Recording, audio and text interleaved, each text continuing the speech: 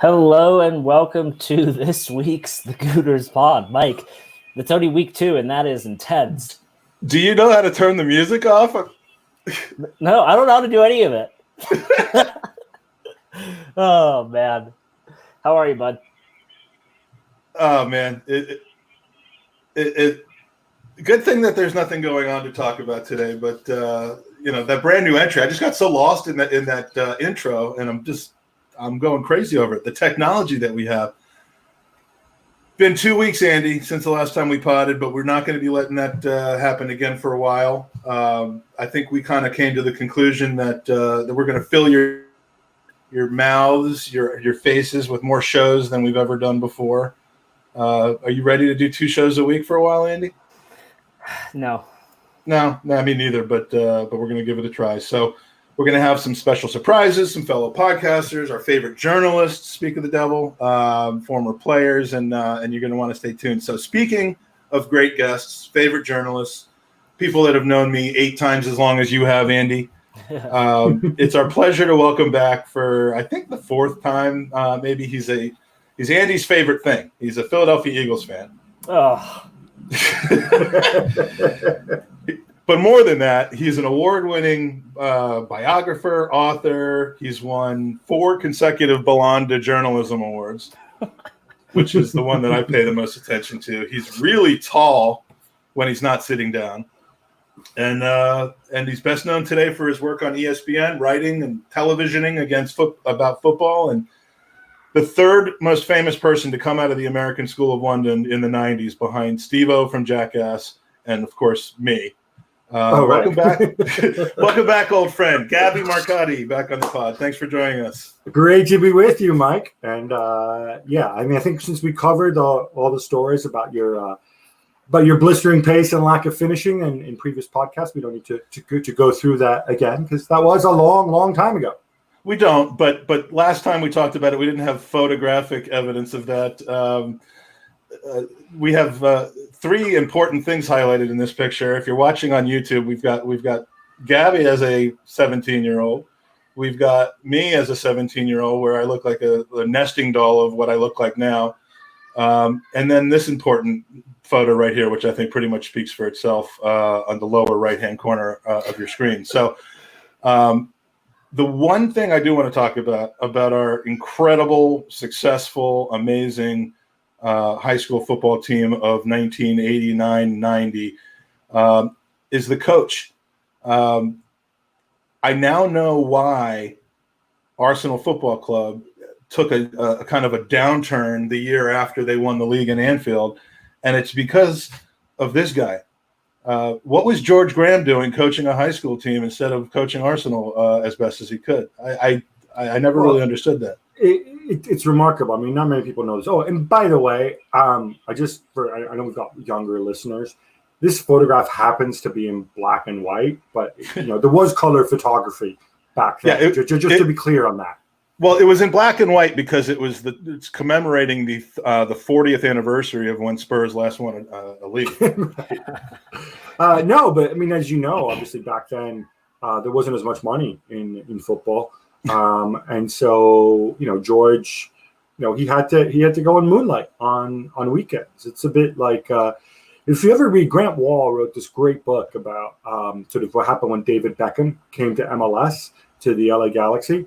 And there's just some remarkable stories in there about how Beckham, who, at that point was David Beckham and making tens of millions a year, some of his teammates, the way MLS was at the time, the league minimum was something like $31,000 a year.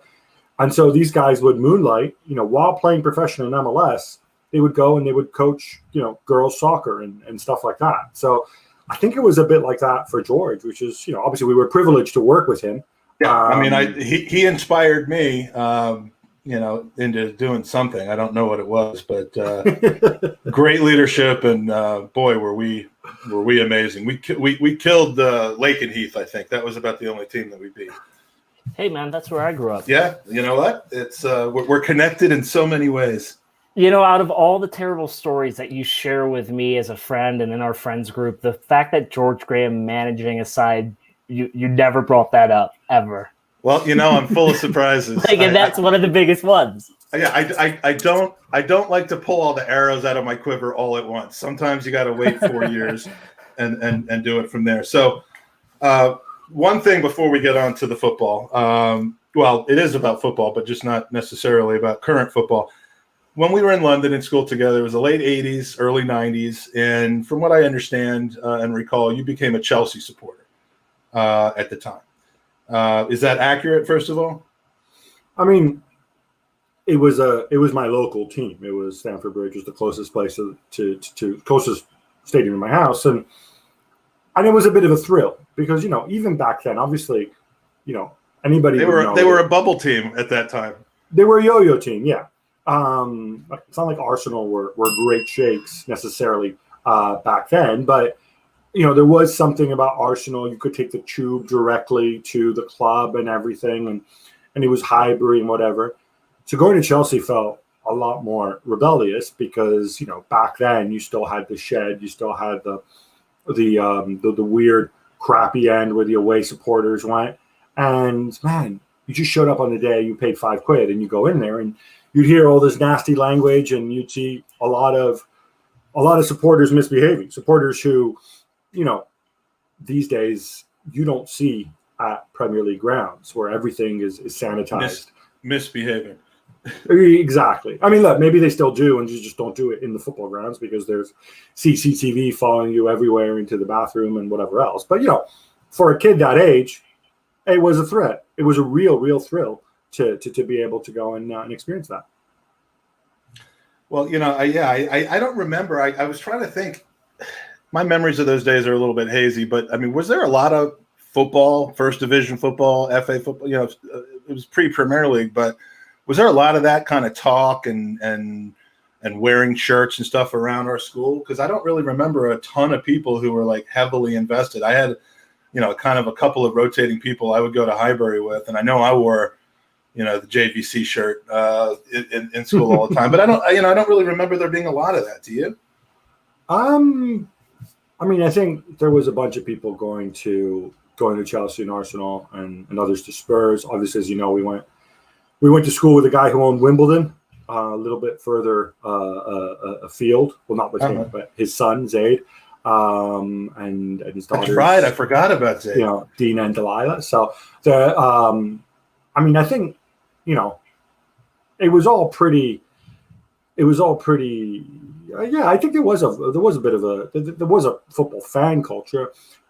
I think obviously it didn't manifest itself the way it does today because this is before mobile phones and before the internet and stuff like that, and you had to actually go but even in I say this, somebody who's worked in newspapers all his life, even back then you'd pick up the paper and there was actually, apart from the tabloids, there's very little coverage, right? It was all very cursory. So it was a different experience. I think people were still fans. They just kind of lived it very differently. Yeah, I mean, you just go home and check out CFAX exactly to find out what would happen instead of looking at your phone. So we've got like 3 football-related topics to talk about today, and we want to make sure to get to all of them. But before we do, just really quick, because we have kicked off officially 2020's Gooners versus Cancer campaign. We'll be talking about that a lot more in the coming weeks. Actually responsible for our accelerated, enhanced podcast schedule over the next couple of months. But it's what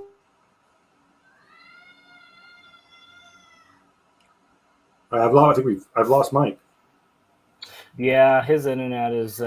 Jake's got to stop playing FIFA, Mike. Stop practicing for that Gooner versus Cancer FIFA tournament. Yeah, well, good segue. Am I back? Yeah, you're back. Yeah, sorry about that. So we're kicking it off. There's a FIFA tournament that includes a donation to the Leukemia Lymphoma Society, both for the PS4 and Xbox. We've got an auction, which is going to be auctioning off some incredible items, signed shirts, experiences. One of the things we're auctioning off is Gabby's going to come and spend the night at your house. It's going to be amazing. We'll talk about that after the show, but check out goonersversuscancer.com. There'll be more information coming shortly. Follow Gooners versus Cancer on Twitter. Follow us on Twitter. We pretty much will be putting everything out that they do, and stay tuned. It's going to be a good month, hopefully. So, Mike, do you think if we raise enough money, you'll be able to upgrade your internet from CFAX to actual? People have told me I have DSL before, but I don't think they were talking about my internet. I don't think so either. Okay. Anyhow, so let's talk about football. Like, item number one, probably the shortest one. About 209 cycles ago, Mesut Ozil gave an interview to our friends at The Athletic. Andy, did you read the article? And I did. If you did read the article, which you did, whose password did you rip off in order to get access? It's yours. Cat's out of the bag. Mike and I share passwords for numerous things. But yeah, no, I thought it was intriguing. And whenever the conversation of Ozil comes up, he's always scapegoated as the bad guy. And I personally, for me, after reading it, I thought fair on him. I mean, I don't know. That's a take. I mean, you've always been pro Ozil. I just in many ways. If you take it for what it's worth, and if he's being truthful, he had the foresight to see that the way that the money was going to be used, it was being rushed, and ultimately, yeah, he's on a lot of money, but I don't know. I mean, I don't personally feel like it was his responsibility. Let's not forget how much Josh and Stan are worth. Yeah, and really, it's not so much about the redundancies. It's the interview was more just about why he's still at Arsenal and what his future plans are. But let's ask the journalist in the room. I know you're not an Arsenal supporter, but you are certainly plugged into the pulse of these kinds of things. So, I mean, what's your take on everything having to do with Ozil? Well, I mean, first of all, just on the issue of the pay cuts and pay deferrals, I think maybe like a month or 6 weeks before that, like when the actual issue was in the news, his agent, the doctor, he gave an interview to Ralph Honigstein at The Athletic, which he was at pains to say, no, this is not about Ozil, but then. And he said it like he kind of repeated the disclaimer like sort of every couple every like 3 minutes, but obviously he was talking about a hypothetical situation which happened to involve the manager asking players to take pay cuts via WhatsApp group rather than pay deferrals, and he talked about and he kind of talked about sort of the whole point about how hypothetically you'd be willing to take a pay deferral, but once you have the final bill, and I kind of thought this is a very, very reasonable thing that he's saying. It's my understanding. I think there's two players who, it wasn't just him, but obviously he's the guy who was demonized. But it was him and Matthew Smith. He didn't want to go down from two pounds a week to 1 pound a week. Right. But, I looked at it and I was thinking, man, he kind of has a point. So there's no other Premier League team where people have taken pay cuts, right? Everybody's taking deferrals. What the deferral means is that once we know what the actual damage done here to the club, once we know when we're going to have money flowing in because the Emirates is going to reopen, and, once we've negotiated the TV rebate, once we've totted everything up, we're going to ask you guys, we might give you some money back, we might not, right? But wasn't there a contingency that we made it into Europe and the pay cut would be less? Right. There was, and in fact, I think by qualifying for the Europa League and winning the FA Cup, I think it's 7.5% instead of 12.5%. Yeah, that's fine, but dude, there's got to be a reason why nobody else did it this way. And maybe I'm too much a pro-union guy, but I think I think he was totally right. He was totally 100% right. And the idea of getting the manager to go, to go and kind of represent the club in these negotiations with the players, I don't know. To me, that doesn't seem right from a labor perspective. People are happy to go along with it. Fine, they all make a lot of money. Hey, that's great, But look, I'm sure neither Kroenke nor his son are particularly fans of unions, given given who his wife is, and Yeah. so look, I can see that they're not going to side with labor in a dispute like this. But come on, you can disagree, but there's other reasons you can be deeply critical of Mesut Ozil for. And that's really what I'm getting at, because I think we're 3 for 3 on not really being angry at him for the way the pay cut was handled. I think we're 3 for 3 on certainly not blaming him like a bunch of absolute fools do for what he could have done for the 55 redundancies. I mean, that, like him or don't like him, want him gone or don't want him gone, think he's the greatest thing ever on the pitch or not, those things are not down to Mesut Ozil. But we are still in this situation, however, where the club refuses to play him, wants to apparently move him on, but is going to have virtually no success in doing that. And so what are those issues, and how do you see it all ending? Well, that's a really good question, right? Correct me if I'm wrong, because you guys have probably memorized every Arsenal box score. But am I right in saying that after Arteta took over, Ozil played virtually every game, right? Until the shutdown, which coincidentally had and then you get the shutdown, and then he takes a stand over the pay reduction, right, and then he disappears, and then Arteta tells us Wolves got nothing to do with it. By the way, Arteta, another ASL connection, Mike. How so? He's an ASL parent. Look at that. But I just seems. I don't know. Like, if you're Ozil, you're going to be annoying, And look, we never quite know. And Arteta's maybe pushing buttons, trying to motivate him. I don't know what the situation is, but it seems pretty obvious to me that if you have any hopes of moving somebody, then simply not playing him for 6 months isn't exactly going to entice other buyers to go and take a punt on him. You've taken this hardline stance.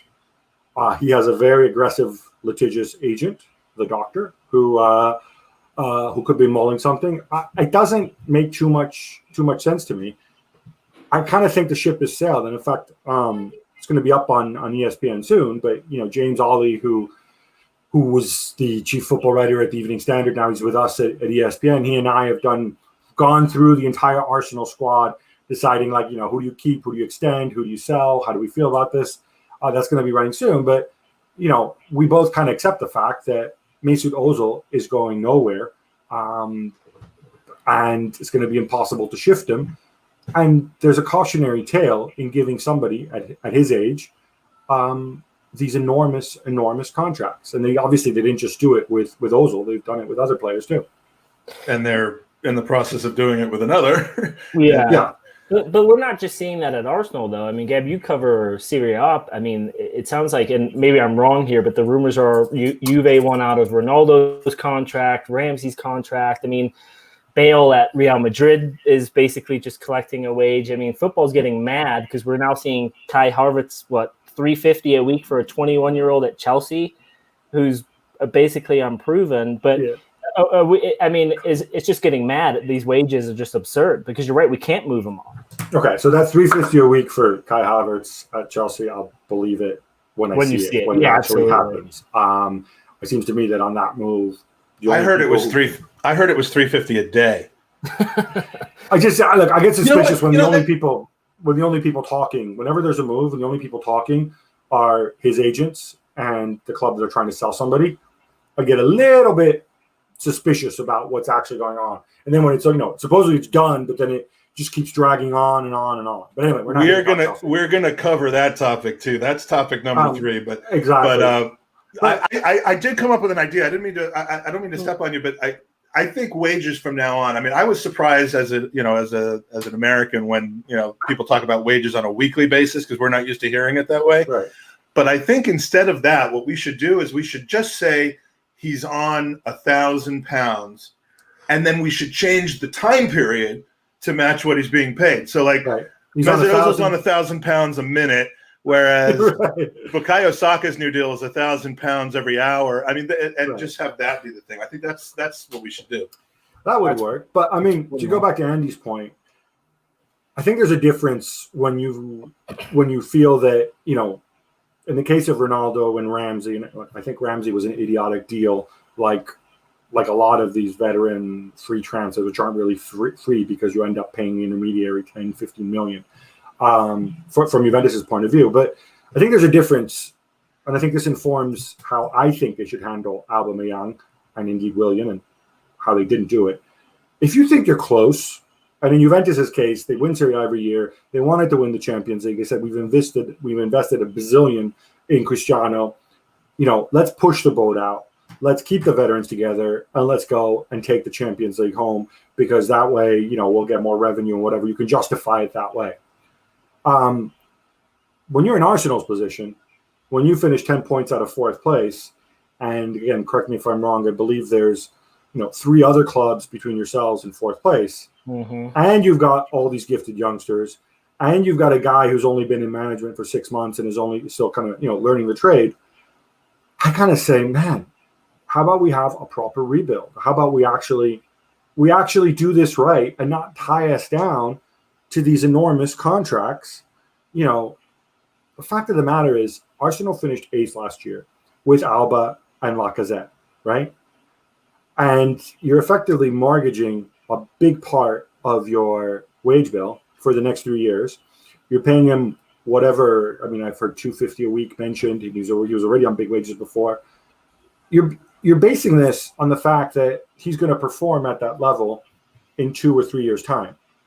And I don't think that's the right approach. You shouldn't look at wages. Well, we're rewarding you for what you've done earlier. No, we're going to pay you for how we think you're going to perform in a year's time, in 2 years' time, in 3 years' time.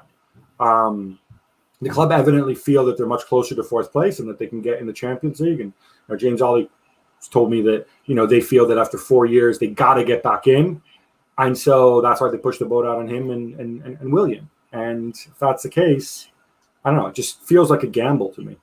Well, it is. I mean, I'm pleased that there seems to be this continued desire to get back, or this need to get back. My fear when we first dropped out of the top 4 positions was that if we didn't get right back, we were going to end up kind of shifting the payables to match the receivables and become a true mid-table team, which you could argue we were last year.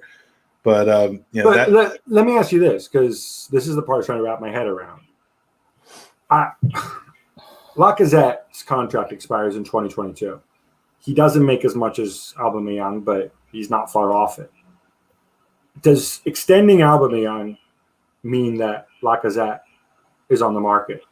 Or are they really going to try to keep both of them? And if they are, what? Aubameyang, Lacazette, Willian, Pepe, Martinelli, and Saka. Reece Nelson. Get into Eddie, right? And Reece Nelson, yeah. I think what is the master plan there? What is Mike and I have different opinions on this. I think we try and keep Lacazette because I think it helps keep Alba happy, but they can also play in the same team together.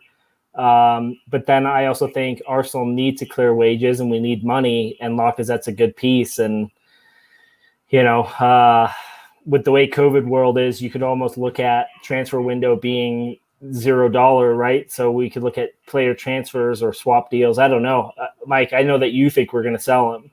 I think we are. I mean, I think that bringing on Willian, I know that, they're not the same player, but I think just clogging that front 3, front 5, whatever formation you envision it being with this many people, you do like to have quality coming off the bench. But, instead of having 3 clear, 10s out of 10s, and then a bunch of people who may end up being good, like Martinelli, you've got a bunch of 7s in there, and you can only have so many of them, unless you're Tom Sevens.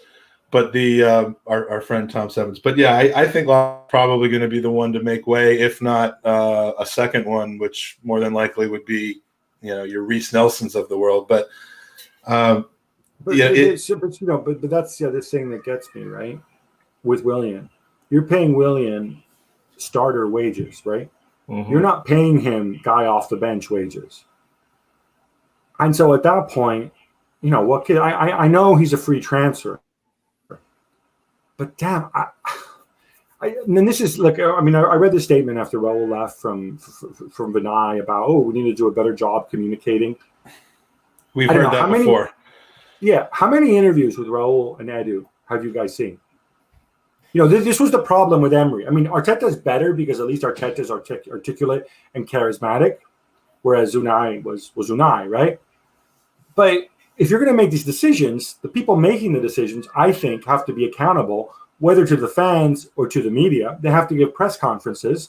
You don't have to give away your transfer strategy, but at the very least, answer these questions. What does this mean? And he's pledged to do it. I'll be curious to see if he follows up because I don't expect he will. I like Vinay very much. He pledged to do it last year to our faces, and in person, and that did not. I mean, there's a whole backstory about Arsenal's communication strategy, and I won't say that it's. I'd say that it's smart from a corporate accountability standpoint. It's poor in a fan relations standpoint and a unity amongst the club and its longtime supporters. And if Vinay's statements this year are actually brought into reality, unlike the way that it was last year, or if they run from that when things get tough, which frankly I think was kind of what happened this season. Andy, that I've reached out to them a number of times because of what they said to us over the summer last year, which was, we like your ideas. We need to communicate better, not through us necessarily, but just through. Well, I just think that also, last summer, no one would have predicted the absolute shit show Arsenal would have turned into months later. But that's even all the more reason, though, to be a little bit more. Yeah, but you know how the British press are, certain outlets that, a player or a manager can say one thing, and then there's 2 or 3 outlets that will completely change that or take it out of context. And so they're probably keeping their cards close. But you're right. I mean, I think there was a lot being fed to us in LA and Denver. And I don't see how Vinay is the guy personally, lack of football background. But, I guess Ornstein said this morning, he's really just, I think, the guy steering the ship with Edu and Arteta taking over the football responsibility from Raul. So again, let's see if that turns out to be true. I mean, just on the comms part, it's 2 things. One is I read the statement, and in the statement in which he talks about more openness and stuff, better comms, he thanks Raul, but he doesn't say why Raul left or why they've decided to move in a different direction, right? When you don't do that, when you don't create a storyline, you leave it for somebody else to fill, right? Mm-hmm. And you don't control the storyline. And yes, Ornstein usually fills the storyline, but there's going to be other people out there, right? You're leaving it up to Robbie Lyle or to whoever, right, out in the Arsenal world to go and fill the storyline when you say nothing. And the people who were at the club before, whether it was Ivan Gazidis or David Dean, or plus obviously Wenger was incredibly forthcoming, maybe even more than he should have, these guys made sure that they talked. These other people never do or haven't done thus far. Let's see if it's different with Vinay. I'm not just talking about, because I like doing interviews with people. I don't actually. I find a lot of my time. But I just want to see people put their side of the story across so that other people can analyze. Because like I said, if you don't put your side of the story across, then you're going to have other versions out there. James Ollie and others wrote about the Nicolas Pepe transfer being investigated and Arsenal saying, no, it's not true. And then he sticks by his story. And the source says other stuff will be out there if you don't give an explanation of why you're acting the way you do, in your role as a steward of a football club, which is something that a lot of people care about. I mean, that is comms 101. Yeah. Right. And what's interesting about that, Gab, is when we sat in a room with them, there were 2 things that were said, and we can share it now. But the first was regarding transfers, and they said, hey, this doesn't get printed. But it was at the time, nothing was going to happen until Tierney had signed the paperwork. And so that was their number one focus, right? And we knew, and then that was in June when we were told that. And I think that came in late July that they got that over the line. But then the second thing was the head of comms or one of the comms members just made an off-the-cuff comment to the Sun with, well, you'll just run this story whichever way you want it with whatever headline you want it. And Mike and I just looked at each other like, how in the hell are you just, you're admittingly saying to a news source like, "Oh, you'll just take this and run with it whichever way you want." And we're just like, why would you not try and stop that right there and then by saying, A, you're not allowed in the room, or B, why are you doing this? And now it seems like this new guy who's come in has essentially done that with, stop running these bullshit headlines, or we're gonna lawyer up. That's exactly what I was going to point out, because not only did he say that in the room, Andy, but the next morning when the it was 4 outlets, including us, that ran the story.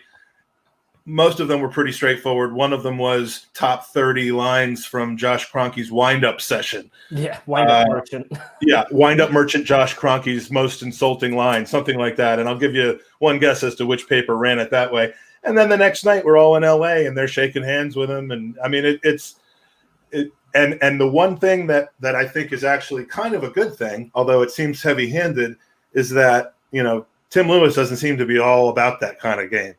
And this message about controlling the narrative about what it isn't, even though they're not necessarily saying what it is, or they're clearly not being honest about what it is, COVID.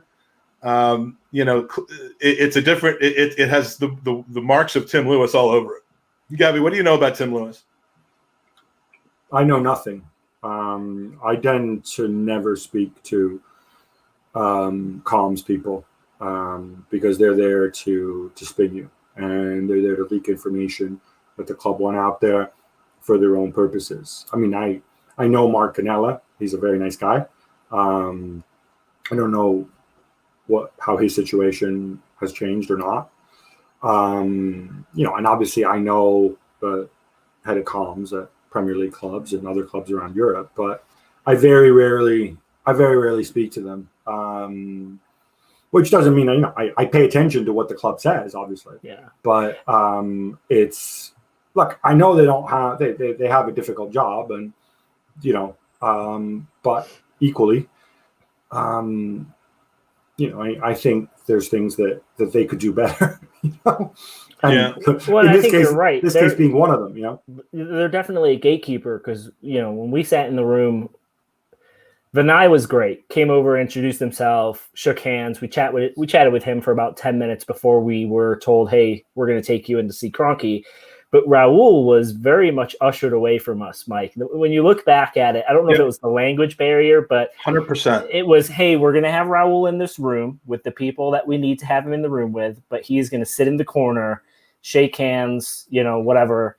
And there were definitely moments, because I had one where the lawyer had to step in and say, "Andy, you can't ask that question." The lawyer, our good friend Tomago. Yeah, but Raul was very much kept in a corner and unable to really speak to us. And whenever a question was addressed to him, it was quickly ushered away. I honestly thought that he didn't know how to speak English. Like I did too.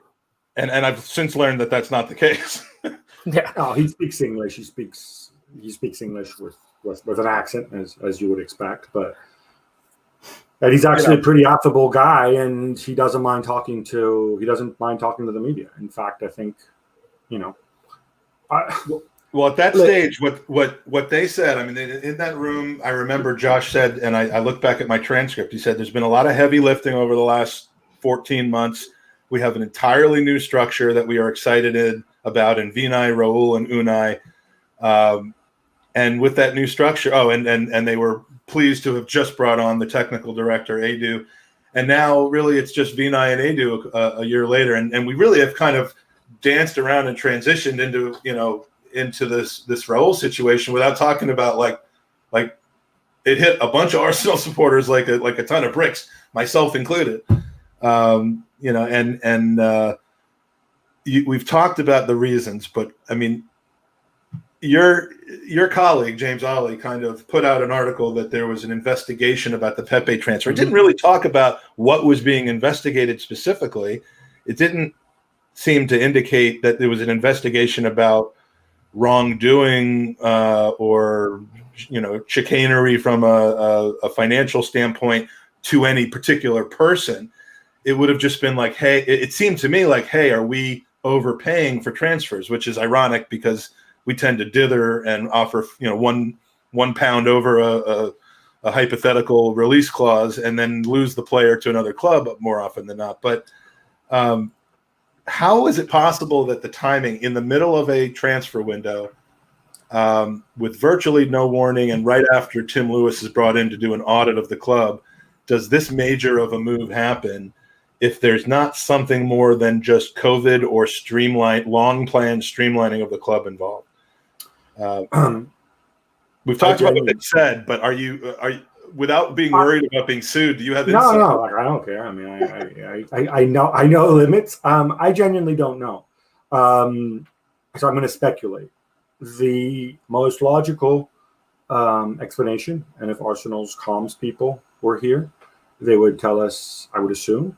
In fact, they would tell us they would what they call it with in England. They have this term in England called briefing, which means I'm going to tell you stuff on background. You can't attribute it to anybody, but you have to write it as if it's true. And then we'll go check to make sure that you do it, right? And we won't like it if you write Arsenal brief that. But that's how most comms people in England and PR flats operate.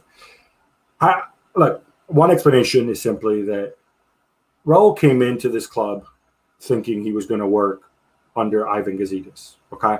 So let's not lose sight of that. And that makes a ton of difference because if you come in to work under Ivan Gazidis, you have the guy who's been there forever, you have the guy who has a good relationship with the owner, and you're in charge of the football sphere, but then he's also the guy upstairs, so he contributes and takes the flak.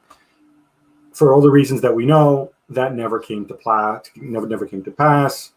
He had his issues with Sven, and then the whole structure eventually changed, right? So it could very well be that, look, this is going nowhere. I want a new challenge. For somebody like Raul to leave a club, it doesn't happen from one day to the next, right? So this is something that could have been several months coming. It's something there they probably had lawyers negotiating severances and whatever. And again, this is speculation on my part. This decision might have been made a couple months ago, and it gets announced now.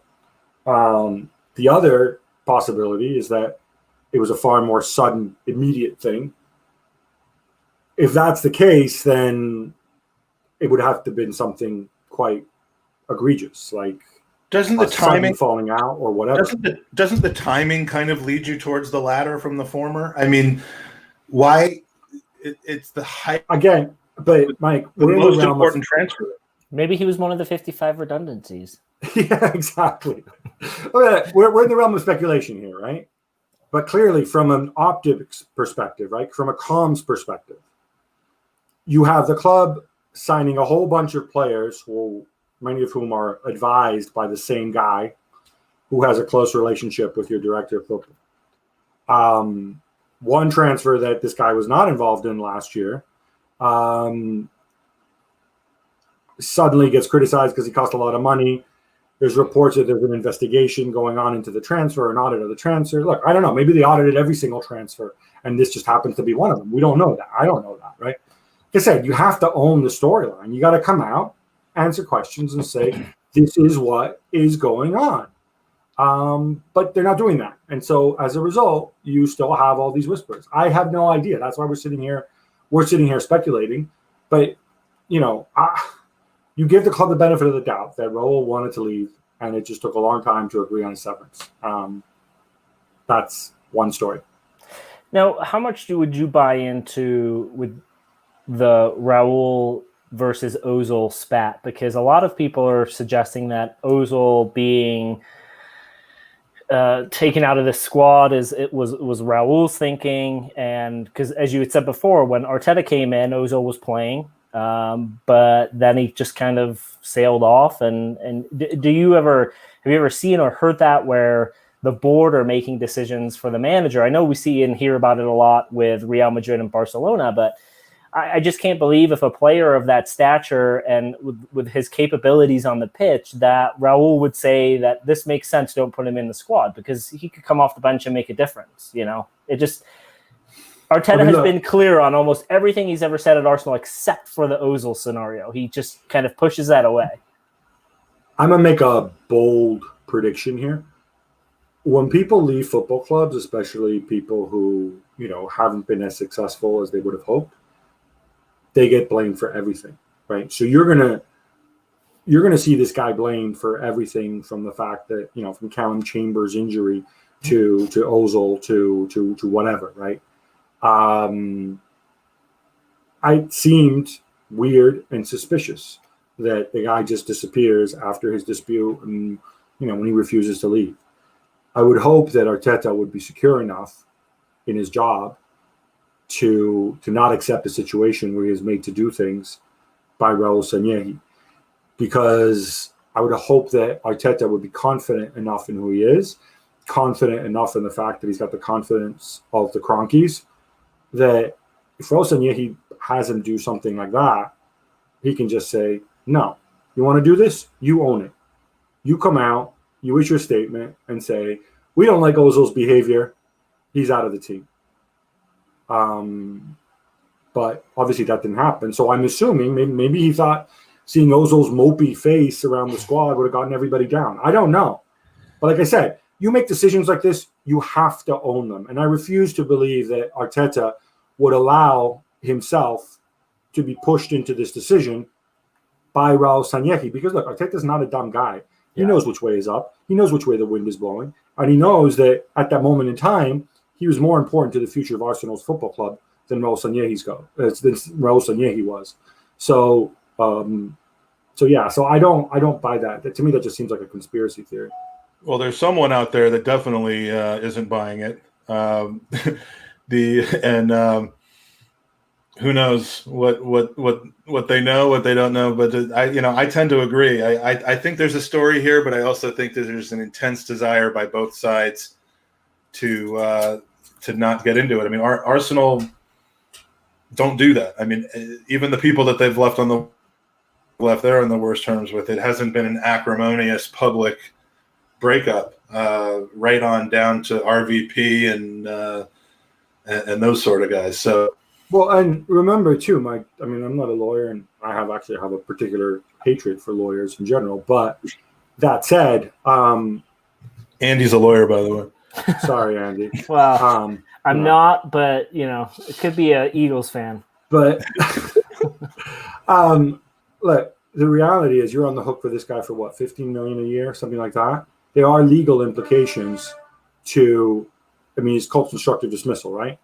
If you go and you don't allow him, there's a very fine line that you walk as a football club where you do that. So a decision like this, if it was taken, if Ozil was in fact being punished, so to speak, I mean, I can't imagine Raul would have the authority even to make that decision. I think it would have to be something that would need to be signed off by the people above him, by the ownership, because there's a lot at stake here. And so I'm with you. I just don't think that is the reason why. Well, and I think we might be bleeding together two topics. I was talking more about Raul's departure with the club, not so much having to do with Ozil, but I think it's probably a good point for both of those situations. I could talk about this Raul thing all day, but the last question I'll ask you, because I've seen a lot of speculation about it, is you mentioned why Raul came here in the first place, was to work with Ivan Gazidis. Does he still have that option? Is that his next stop, or Barcelona, or where do you see? I mean, or do you really care, or does it move your needle at all to ponder on where he ends up next? Look, I thought Raul's role at Barcelona, he wasn't some sort of transfer recruitment guru, right? That wasn't his role. I know some people sold him that way. Oh, look, the director of football at Barcelona. Oh, Messi, whatever. That's not what he did. He may have had that title, but his main title was keeping relationships with other clubs, keeping relationships with UEFA and institutions and the European Clubs Association. And he did a very good job of that, supposedly. I don't know what market there is for somebody like that. He never was a wheeler dealer transfer guy. He may have a ton of contacts. Seems like every story about him talks about his contacts book and how many people he knows and whatever. But that wasn't specifically his role at Barcelona. And as we saw with the arrival of Edu, it probably didn't end up being his role at Arsenal either. So, but he knows a lot of people. I would assume he's going to go off somewhere and consult. I'm sure he's not going to be he's not going to join Ivan at Milan. I'm 99.9% sure, because that club's gone in a very different direction now in what they want to do. Is that direction down, it seems? No, I mean, they're doing better now. No, I mean, I think they're a lot more about analytics. They're a lot more about, getting young players with an upside. At least that's what they're trying to do. Now, obviously, then you point out Zlatan Ibrahimovic and say, yeah, it's more of a short-term fix, and it is a little bit like doing a U-turn in a super tanker. But equally, I don't see where he defies any kind of label and age or anything like that, though. I mean, you put him out there and you're happy. So, all right. So let's take the last 10 minutes and talk about topic number 3, which is and we've kind of gotten a little bit into this topic, but it's aptly named silly season right now. When people don't have Arsenal to watch, it's like a feeding frenzy for transfer rumors and clickbait media about transfer rumors, and Andy's favorite thing, which are anonymous Twitter ITKs, usually named after some sort of animal or inanimate object. But I'm interested again in your media based, and I don't want to end up slamming anyone specific that you may know or be friends with, or that I might be wrong about. But we know who they are on Twitter. There's one Milan-based journalist that seems to every 5 minutes right now, mostly about Arsenal targets. And Fabrizio. Yes, it's Fabrizio. It's it just seems a little kind of crazy. And there's this delineation between journalists like yourself, like Amy Lawrence, like James McNicholas, like Ornstein, who stay above the fray, and then journalists who just this time of year turn into just hyperactive rumor mongers, and I'm just interested for how do these things get started? How many of these things are legitimate, and is there like a known strategy that, hey, we got to post something to keep these people on a string, or they're going to go someplace else? No. So, all right, a couple of things. I used to cover the transfer market very closely years ago. I was the guy on the phone to agents and directors of football to try to figure out where things were and whatever. I no longer do that because it's extremely exhausting. And I like to have my summers, and I do other stuff. I still try to analyze and figure out what's likely to happen, but I do this now from the outside. There are people who do it. The people who do it, it is a full-time job. Now, one of the most difficult things is when you cover the transfer market, is that you're processing information coming from different sources. Every club now uses intermediaries to sign people. And so you talk to intermediaries, you talk to player agents, you talk to people at clubs who are often forthcoming to share information. And you have to, for me at least, you have to decide very quickly, are they telling the truth? Are they being truthful with you? The most frequent one is you get an agent or you get a club, saying, oh, look, Real Madrid have offered us 150 million for Bukayo Saka, Okay, I have a real person telling me this, a credible person, but he's not letting me quote him. So what do I do with that information, right? So then you would normally try to check on the other side with Real Madrid. Is this plausible? And I think the good transfer reporters, and there are good transfer reporters out there, that's what they try to do. Equally, it's really hard because some people get used by their sources a little bit, or sometimes a lot, because sometimes it's in their interest. It's hard. Rarely do these people actually just lie to your face, but a lot of times, they might exaggerate, they might misdirect a little bit. And there's another element too, is there's so many layers in between. When we talk about a transfer, when we don't, it's not a case, like, for example, when Arsenal signed Cedric, right? It's not a case of Edu picking up the phone, calling up, Hasenhüttl's boss at Southampton, whoever it was. I don't know if it was Les Reed or whoever the hell it was, negotiating, bringing in his office, having a 3-way Zoom, and doing the deal. No, there's a whole bunch of layers of people in between who get involved. And they get involved for a whole bunch of reasons, one of them being plausible deniability, one of them other reasons, in some cases perhaps a little more dubious. But there's a lot of people who know. There's a lot of people who have information. There's not that many people who have the whole picture. And the problem is some of these people aren't going to be truthful. And so I think as a transfer reporter, if you want to be taken seriously, and I think there are many who do this job seriously, others less so, you got to be able to weed through that. There's another category in this, by the way, which are the people who cover a club. These are people who cover the club week in, week out during the year, and they're very good, and they have sources at the club and whatever, and they know what's up. And then the summer comes, and they got to start covering transfers. Those people, a lot of the time, are only getting one side of the story. They're only getting the club story. Or if they're very good, they're getting information. In fact, often it's from agents of other players. So in my Real Madrid, Bukayo Saka to Real Madrid thing, which I don't want to scare anybody, it's not going to happen. Not this year anyway.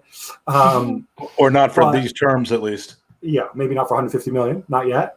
But for example, if I were covering that story, I have no idea who Saka's agent is, but I might ring up the agent of one of Saka's teammates and say like, hey, what's up with this? Do you know about this? And that is often a source for information. And these people know because they're in the loop, because they talk to the club, because players talk to each other, because people talk to each other. The problem is you got to piece these things together and you got to figure out who's talking bullshit and who's not. The other difficulty in this is that, but there doesn't seem to be any filter though on the proliferation, of that information out there. It depends. It depends the level. It depends what you're talking about. I agree with you. There is such a desire for transfer information out there, right?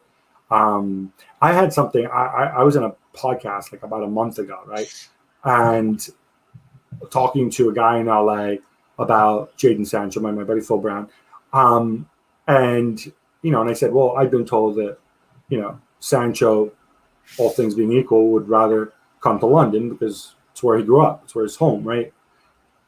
And some Twitter aggregator account took it out of context. It became like, ESPN's Gab Marcotti says Sancho's going to Chelsea. There's no such thing, right?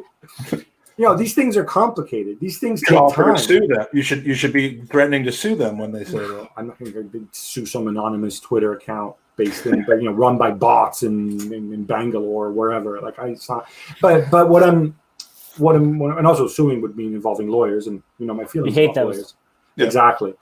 So I guess what I'm driving at is that there's a lot of uncertainty. There's a tremendous amount of appetite for these stories, and that's why they're out there. I don't think they end up doing that much harm, to be honest, because people take them for what they are. And I think if you're a good transfer reporter, you don't say done deal until the deal is actually done.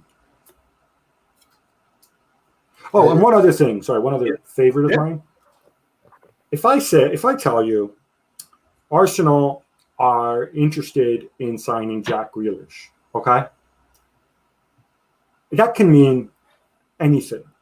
It can mean Arteta loves Jack Grealish and wants to sign him, or Edu does. It can also mean one of Arsenal's 30 different scouts has looked at Jack Grealish at some point, which I'm sure they have. It can mean Josh Kroenke loves Jack Grealish and has little Jack Grealish highlight videos running on his phone. It can be true. It can mean one of 101 different things. And it doesn't mean that Arsenal are going to make an offer for Jack Grealish or will make an approach for Jack Grealish or any of it. A lot of times, this is but people are but Arsenal fans are so desperate to hear that there's a market for putting that out there, no matter what the actual reality is. The reality is the reality, and I think I'd love for there to be rules, right? One rule I would make is give the information. Don't say Arsenal are interested in Jack Grealish. Tell me who at Arsenal. is interested in Jack Grealish. And on the, what terms? The information will stop right then. Well, you can still do that without revealing too much, right? I mean, why shouldn't Arsenal be scouting Jack Grealish? He's a very talented player, right? But that's a very different context than saying Arsenal want Jack Grealish. By the way, do I need to issue another disclaimer so I don't get taken out of context? No, we're gonna take that and cut it and then just keep it on a loop and it's run too it. late. I think the Wombat has already tweeted out that you linked us with Jack Grealish, and Sebi is already he's on his way already. He's making photoshops and gifs of it all there. So yeah, there we go. You've just started it. But yeah, I mean, it's a good point. I just think that there's so much of a thirst for information, and I blame our fellow supporters because they'd rather hear something that gives them hope, I think.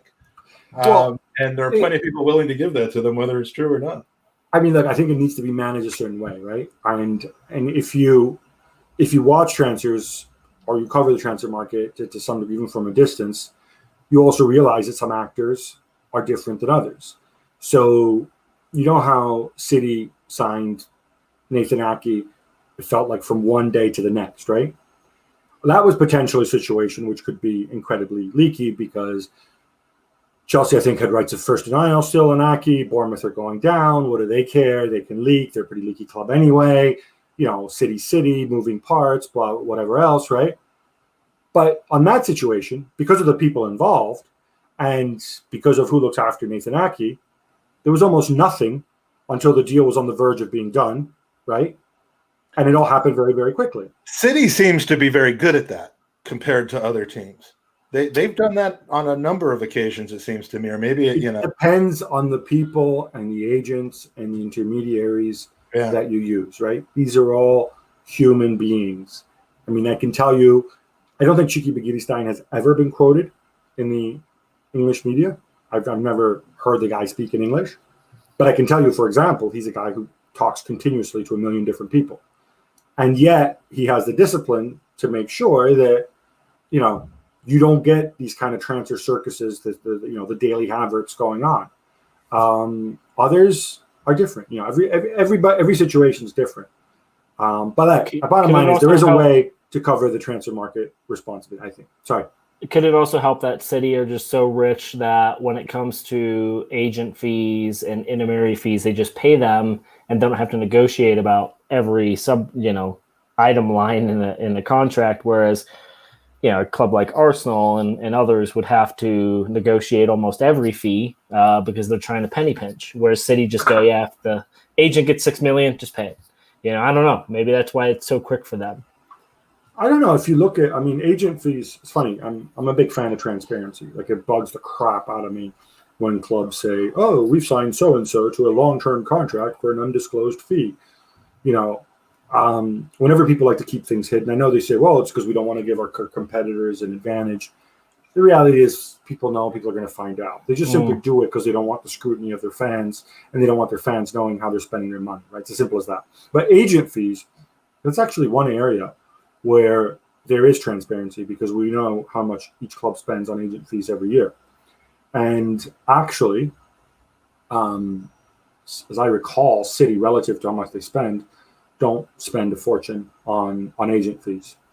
But even that, by the way, and I hate to rain on people's parade, that agent fees list is kind of BS, right? Because, look, I'll give you a hypothetical, right? Let's think Arsenal to somebody else, right? Let's say Arsenal signed Leon Goretzka from Bayern for $30 million. Again, not going to happen. And let's say the commissions paid to agents are $5 million, right? Let's say they agree $30 million to Bayern, and they got then another $5 million to be paid on top of it, right? If you're Arsenal and you want to pretend that you're not paying high commissions to agents, all you do is bump the fee to $35 million and ask Bayern to pay $5 million to the agent at the other end, right? It's the easiest thing in the world. Anybody in real estate knows that, right? Because there's a selling club and there's a buying club. So even those disclosures of how much they pay to agents are a load of nonsense because certainly when dealing with a foreign club, because you can very easily shift those over.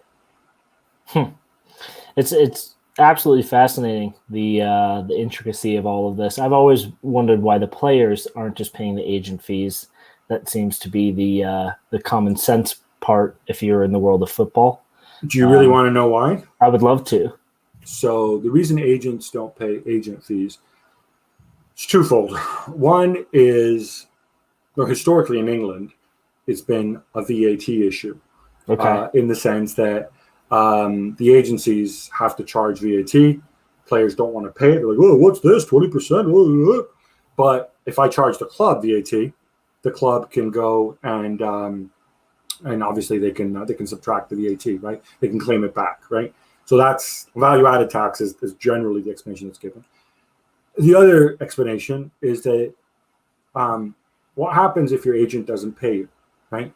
So Bukayo Saka, let's keep picking on him, right? He just signed a big contract, right? So he owes X amount of money to his agent, whoever that is. What if the agent sends him a letter saying like, hi, Bukayo, I got you this much, you owe me 30 grand or whatever, probably more than that. What if Saka says, screw this, right? I'm 18 years old. I'll deal with the world the way a lot of 18-year-old kids do. I'm going to just ignore this bill, right? Then you send them another one. Then you send them another one. At some point, you'd have to take legal action against them, right? Another one. No agent's going to take legal action against the player because you develop a bad rep. Easiest thing to do, work it out with the club, and then that way you can invoice the club, and the club just subtracts it. The reality is a lot of players are babies. A lot of players are, they're adults with like the mentality of a 15-year-old hormonal kid, right? So they can't be trusted to pay their agents. That's part of the reason. But the other big reason is because you mentioned 15-year-old hormonal kids. I got to put this up on the screen here. This is the first time in maybe 220 episodes that my son Jake has actually joined us live, and I had no idea he was even awake yet. So, he's 16. He's almost 17. Sorry, I don't want to. A lot of times, player agents don't just get paid for negotiating a contract, right? That'll happen when they negotiate a new contract. But a lot of times player agents will act as intermediaries and they'll get paid for helping to persuade a player to move to a different club or to leave a certain club. And it's those layers of intermediaries, those commissions that are paid to agents who represent clubs and deals, that is the bulk of the commissions that we're talking about. So they're not getting paid just to get the player his best possible deal. So we keep hearing about the super agents working on behalf of clubs. So we keep hearing about Kia and his relationship with Arsenal. To stop you there, Kia is, I believe, he's an advisor, not an agent. Okay. Well, and so he's a super advisor. So, but is that something that's of norm with other clubs where they will hire these advisors that are close to the players and have those relationships? Or because this is a new thing for Arsenal, I just wasn't sure if the other, top six or bigger clubs around Europe are also following this as well. No, I think Arsenal have always. There have been agents that have always done a lot of business on behalf of Arsenal. Yeah. Right. I mean, look, again, going back to the beginning, let's just stick with Goretzka, right? Let's say Arsenal want Goretzka, right? So do you want Edu calling up Oliver Kahn and Karl-Heinz Rummenigge at Bayern saying, hey guys, I kind of like Goretzka. Can we do a deal for him? Or if you're Edu, do you hire somebody to go and speak to those guys, or better yet, go and speak to an agent who's close to those guys, as well as Goretzka's agent, very discreetly, very quietly, almost do some headhunting, right? Be like, hey, would you consider coming here? How much do you think the club would want, right? Can't he just wear a mask and be like, hey, this is Schmedu, and then he'd have the anonymity that he needs. I mean, this is why clubs do that. The other thing is, in your scenario, if it's Edu picking up the phone and calling out Bayern to ask about Goretzka, if you're Granit Xhaka or Lucas Torreira or Danny Ceballos, who might be hoping to come back or not, who knows, how do you feel about it? Like, oh my God, do they have the plan B here? I thought they were committed to me, right? Yeah. That is the justification the clubs give for employing these people. But you're right; these are super agents. They work for many different clubs. They have information. This is the other thing, right? I mean, you mentioned Kia there, another ASL connection there, by the way. But he has relationships with people at a million different clubs. For example, I believe he just got the mandate to help place the Real Madrid left back, Sergio Reguilon, who's been on loan at Sevilla. He's got the mandate to sell him, right? Or he's advising with him. Well, that means that he's putting him into presumably Chelsea or looking at left back. I know he's been linked to Napoli. Arsenal don't need a left back, but he's going to be privy to all this information, right? So a lot of it is then done on trust. Think about it. You're Edu. You might have had Kia helping on certain transfers and advising on certain things. Think of the level of trust that must exist when Kia also is advising other clubs, right? So their argument would be like, we have the track record that shows that we can be trusted, right? And that is why people pay us. Not many people have shown that they can be trusted. I'm giving you their version of the story. And so therefore, it's right that we get paid for our time because we can deliver these players and we can do it with discretion. Yeah, I mean it's fascinating. Honestly, we could talk about this for hours, but you told us not to. So I think we're close to the end. I made a choice about 15 minutes ago to not really open up for user questions other than the ones that we've already posted because I'd rather in this particular situation I think we were getting more value for money out of Gabby's insight, and I can't thank you enough for joining us. A couple quick housekeeping things before we leave. One, we do have to kind of reiterate, Andy, and again, we hate to do this, but we have decided that the time has come to move to a subscription model, and so don't forget about our Patreon page at patreon.com/TGP. The cost, Andy, value for money. It is set specifically to be among the most reasonable values you can get online. My eyesight's not that good, and my screen's too small. What the hell do you get for $9,999.99? There's an outline of a person. Does that mean you get to harvest Mike's organs? Is that it? Well, if we get enough of them, maybe. But those organs won't last too long on the harvest market, Gab. But we'll text you the scoreline when the match is over to let you know if Arsenal won or not. Hey, Gab, I have to ask you. In a group text message, they asked me to ask you if you would host a quiz this Saturday, a football quiz. How much would you charge for such an honor and a pleasure?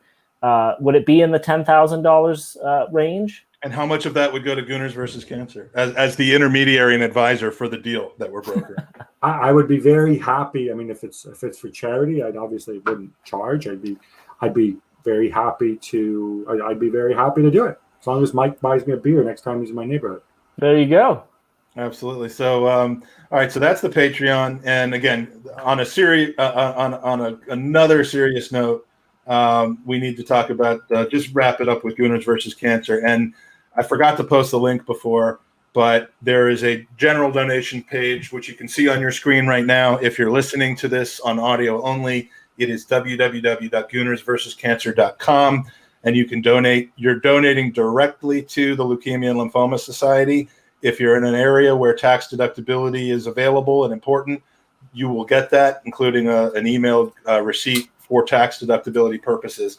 You're not donating to any intermediaries or any agents or any any moles or wombats or bells. You're donating directly to the charity. And then there is the two tournaments for FIFA. They're going to be Champions League style tournaments. The winner gets a copy of next year's FIFA or cash if they've already bought it. And they'll all be entered into a grand prize for a first team signed Arsenal home shirt, which is a great prize to be entered into. And so you can enter at www.gvcfifaps4.live or www.gfcfifaxbox.live. And again, follow us on Twitter and you will see more information about that. So, Gabby, it's always good to see you. We don't talk enough, but when we do, it's quality. it's just it's an honor and it's a privilege to be able to connect with you every once in a while. And I'm going to have to get a list from you of all the American School of London connections, because you clearly are more in tune to all the famous people that we should know, much more than I am. And he gets invited back for the for drinks. They just took you off their mailing list. Yeah, I stopped hearing from them like the week after we started this podcast. I don't know why. But I still think Steve is special. Thanks to my son who logged on just with some incredible foresight. And if you learn nothing else from this podcast today, nothing else about all the important topics we talked about, the one thing you need to take with you is that Arsenal have signed Leon Goretzka. And that's the headline. That's the epitaph. So takes us out, or you just stop this in the middle of my sentence. But cheers. Give us a thumbs up, and we'll talk to you very, very soon. Come on, you Gooners.